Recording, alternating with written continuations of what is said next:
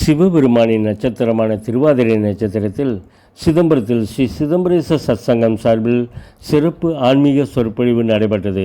இச்சொற்பொழிவிற்கு சத்சங்க அமைப்பாளர் கிருஷ்ணசாமி தீட்சிதர் தலைமை தாங்கினார்.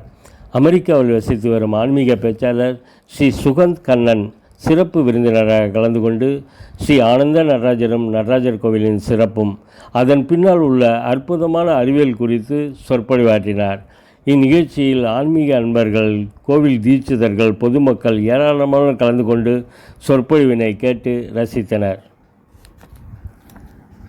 நடராஜாவோட சிலையோட அந்த வித்தம் பேஸும் கோல்டன் ரேஷியோவில் இருக்குது. அப்புறம் தரையிலேருந்து அவரோட நாபிக்கு, அப்புறம் நாபிலேருந்து தலை, அந்த ரேஷியோவை பார்த்தாலும் அது கோல்டன் ரேஷியோ இருக்குது.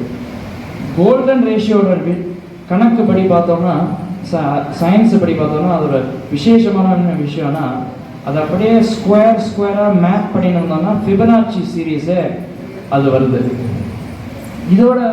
இதை தெரிஞ்சு தான் சுவிட்சர்லாண்டில் பெரிய பெரிய ஃபிசிக்ஸில், எலக்ட்ரானிக்ஸில் பண்ணுற ரிசர்ச் பண்ணுறவாலாம் பெரிய நடராஜா சிலையை அங்கே அந்த இன்ஸ்டிடியூட்டோட வாசல்லே இன்ஸ்டால் பண்ணியிருக்காங்க. அதனால் அங்கே இருக்கக்கூடிய ரிசர்ச்சர், சயின்டிஸ்ட் எல்லாருமே வேலைக்கு போகும்போதே காத்தால நடராஜாவை தான் தரிசனம் பண்ணிட்டு போகிறார்.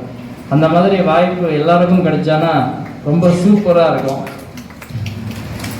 அவளுக்கு சுவிட்சர்லாண்டில் நிறைய பேர் நம்ம பாஷாவே பேச தெரியாதவங்களுக்கெல்லாம் நடராஜாவை தரிசனம் பண்ணி ஒவ்வொரு நாளும் வேலைக்கு போகிறா. அங்கேயே ஒரு சில ப்ரொஃபஸர்லாம் எனக்கு தெரியும், அவள் இதை பற்றி சொல்லியிருக்கா.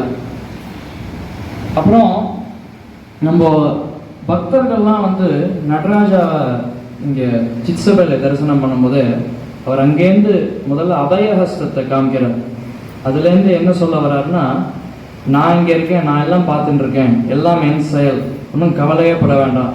அப்புறம் இடது கை மூலமாக அவரோட குஞ்சித பாதத்தை காமிச்சுட்டு இருக்காரு. அது பின்னால் என்ன விஷயம்னா, பக்தர்களோட வேலை ஒன்று தான், குஞ்சித பாதத்தை மட்டும் பிடிக்க வேண்டியதான், பாக்கியெல்லாம் அவர் பார்த்துப்பார். இதுவும் அதே விஷயமா தான் கொஞ்சம் ரகசியத்தை சொல்ல வர்றார். நான் என்ன கவனிச்சிருக்கேன்னா, சமயத்தில் இங்கே இருக்கக்கூடிய முக்கால்வாசி பேர் ஒவ்வொரு நாளும் நடராஜாவுக்கு போய் தரிசனம் பண்ணலாம். ஆனால் அது ஒரு மெக்கானிக்கல் ருட்டீன் ஆகிடுறது டெய்லி போகும்போது. ஏன்னா காலைல போனோம்னா பால் நைவேத்தியம் பார்த்தோம்னா மனசில் வேற என்னமோ விஷயம்லாம் ஓடும். நிறைய பக்தர்களுக்கு குழந்தைய எழுப்பணும், சமைக்கணும், ஸ்கூலில் ட்ராப் ஆஃப் பண்ணணும், வேலைக்கு போகணும், அப்புறம் திரும்பி சாயந்தரம் வேலையிலேருந்து குழந்தைய பிக்கப் பண்ணணும். அப்புறம் ஒரு சில பேருக்கெல்லாம் குழந்தைக்கு கல்யாணம் பண்ணணும், அவளுக்கு குழந்தை பிறக்கணும், பேரனுக்கு கல்யாணம் பண்ணி கொள்ளு பேரன் பிறக்கணும். அது மாதிரி நிறைய விஷயங்கள், பெரிய லிஸ்ட்டு எடுத்துன்னு போவா நிறைய பக்தர்கள்லாம். ஆனால்